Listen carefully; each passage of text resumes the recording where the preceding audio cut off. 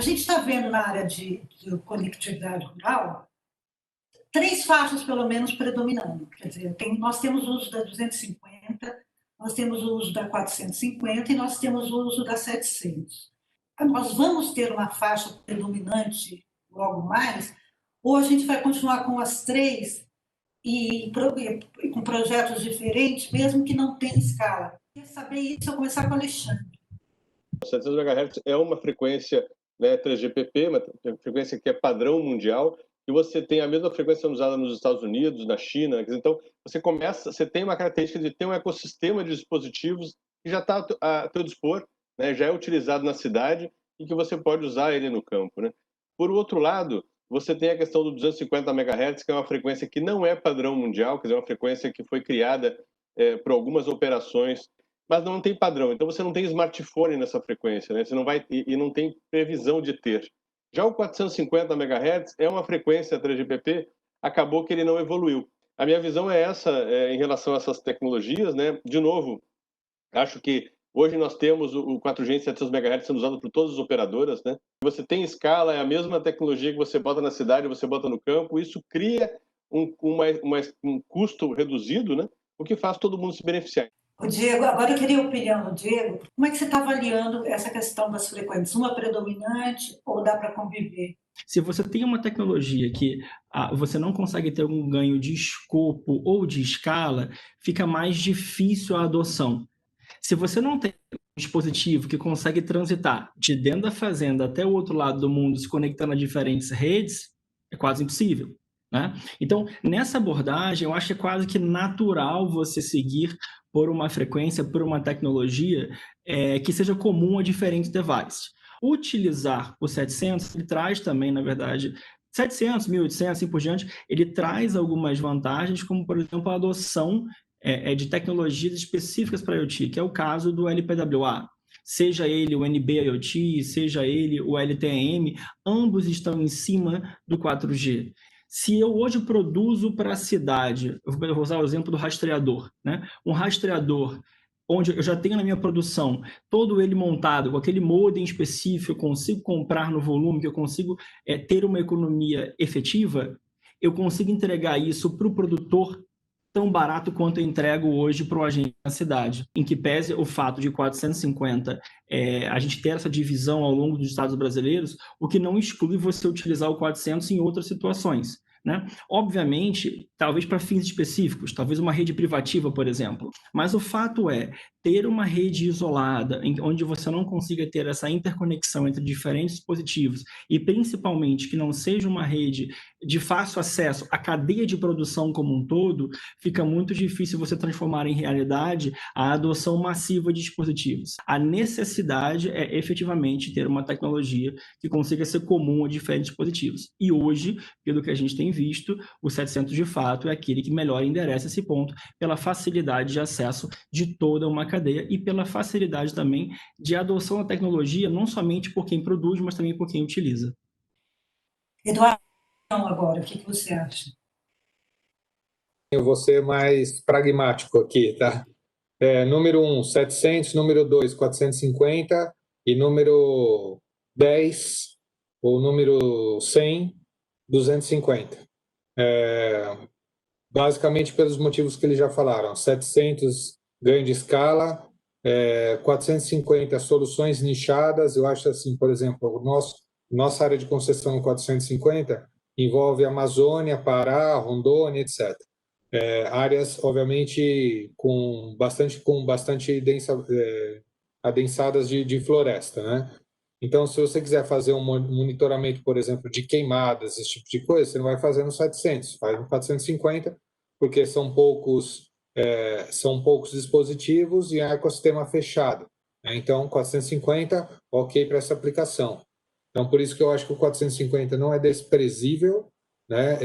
Ele é, sim, aplicável em algumas situações, mas, na maioria das situações, o 700, até por esses motivos que o pessoal já falou, principalmente de conectar as pessoas e ter uma cobertura maior, é a linha que a gente está seguindo.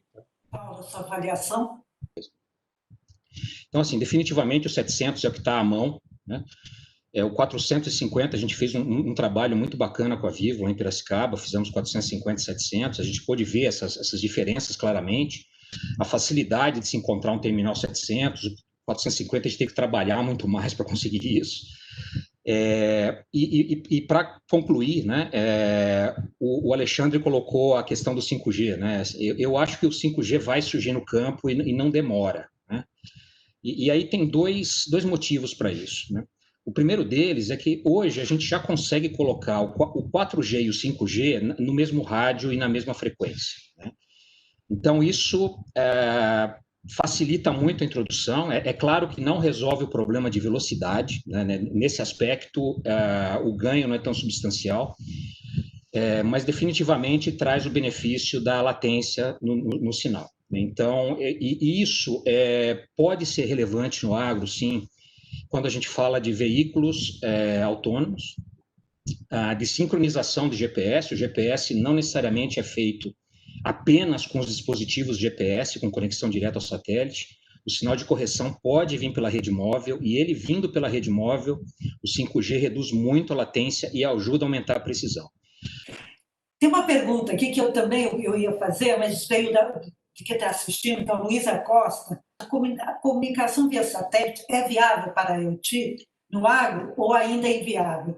Eu acrescentaria, os satélites de baixa órbita vão ser competitivos, vão competir com vocês? Como é que você vê essas duas questões, o satélite normal e o satélite de baixa órbita? Eu diria o seguinte, e cada uma tem a sua aplicação, né? No caso do satélite, a restrição que eu antevejo é a questão da mobilidade, né? Assim, e o maquinário e tudo isso dentro da fazenda é muito dependente de mobilidade. Também a velocidade de conexão. Então, assim, o custo da conexão via satélite é diretamente associado à velocidade. Então, na comparação com uma solução terrestre, a solução terrestre acaba tendo um benefício aí. Por outro lado, né, o satélite tem um papel fundamental na composição do backbone para a construção de uma rede celular. Assim, estendendo o enlace de transmissão, vários saltos de enlace de transmissão, acaba não ficando barato. E, principalmente, hoje, as sedes de fazendas são todas atendidas com satélite, na maior parte delas. Então, o satélite está cumprindo o seu papel aí também nesse ecossistema. Eu acho que o satélite em si vai continuar cumprindo a sua função hoje, e é super importante. Por isso a gente tem a maior frota, claro, tem a maior frota em cima da América Latina hoje, justamente para cumprir essa finalidade que ele se propõe, mas não vejo que ele individualmente será uma solução para conectar dispositivos individuais. Mas agora, com essa veia de investimento das operadoras, eu acho que cada vez mais a solução terrestre será adotada. O tema do custo, que é crucial, né? Se o custo da solução apresentada ele não é bom o suficiente para que o produtor tenha uma redução efetiva do seu custo de produção, não faz muito sentido.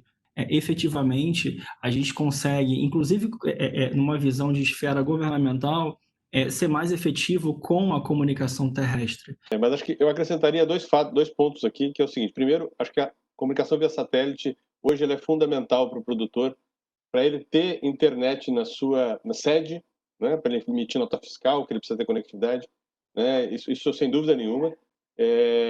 E também para levar a conectividade como backhaul das redes móveis. Todas as nossas operadoras temos soluções aí em várias cidades utilizando isso. Nós temos alguns clientes do agro que usam o backhaul via satélite, funciona maravilhosamente bem, né, para vocês levar o 4G para o campo e de uma forma simples e rápida. Obviamente que você tem a questão do custo, né, do custo do OPEX, que é um custo mais alto, então você tem todo o desafio de custo aí, e que não qualquer solução de satélite, né, seja de baixa órbita ou não, né, no caso geoestacionário ou baixa órbita, você vai acabar tendo essa mesma questão, né, o custo do megahertz, né, que você tem na questão da solução do satélite.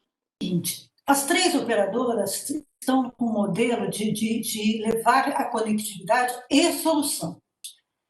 Isso, para mim, parece uma situação de que a conectividade é muito cara, então você já leva um pacote para ter um custo-benefício. Então, eu queria ver se compensa. É uma coisa que dá para compensar, levar a solução junto?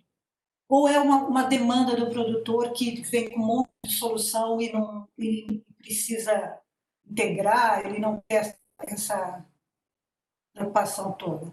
Fundamentalmente é porque nós acreditamos que existe um papel da operadora aí, um papel que a gente pode realmente agregar valor ao business do produtor, e existe, obviamente, quando as coisas acontecem em conjunto, o valor percebido é maior, porque o valor percebido do produtor ele passa a ser praticamente ali no D0. Você coloca a conectividade, e tudo bem, no dia seguinte ele já pode fazer um EAD, né? Mas o EAD não dá resultado no D0. Na hora que você conecta a máquina e faz toda a programação, como o Diego falou, e não precisa mais do pendrive, o benefício ele acontece no D0, né?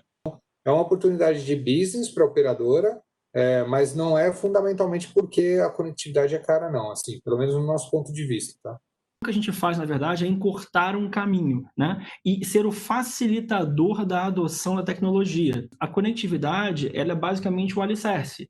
Em cima desse alicerce, a gente começa a montar bases que vão ajudar o negócio dele a crescer cada vez mais.